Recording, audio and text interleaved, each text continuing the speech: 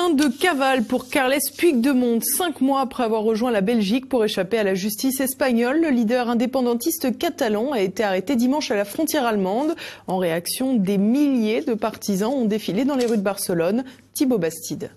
L'aventure européenne n'aura duré que 5 mois pour Carles Puigdemont. Dimanche, l'ex-président de la Catalogne a été arrêté à la frontière nord-allemande, se targuant de pouvoir se déplacer librement à travers l'Europe malgré le mandat d'arrêt qui pesait sur lui. Le leader indépendantiste a été pris à son propre jeu. À l'annonce de son arrestation, des milliers de séparatistes catalans sont descendus dans les rues de Barcelone. Brandissant les traditionnels drapeaux indépendantistes, ils ont défilé sur les Ramblas en direction du consulat d'Allemagne.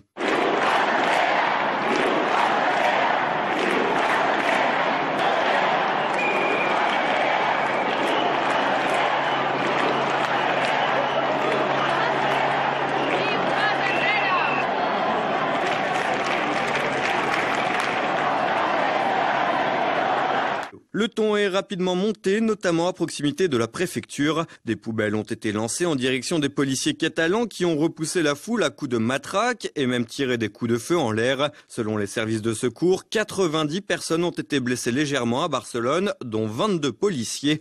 Malgré l'appel au calme lancé par le nouveau président du Parlement catalan, Roger Torrent, les indépendantistes n'entendent pas laisser le soufflet retomber. Mis à mal par l'État central depuis la non-reconnaissance du référendum d'autodétermination en octobre dernier, les séparatistes catalans ont vu leurs leaders tomber les uns après les autres. L'arrestation de Carles Puigdemont apparaît donc comme le point d'orgue du travail de sape mené par Madrid avec l'appui de Bruxelles.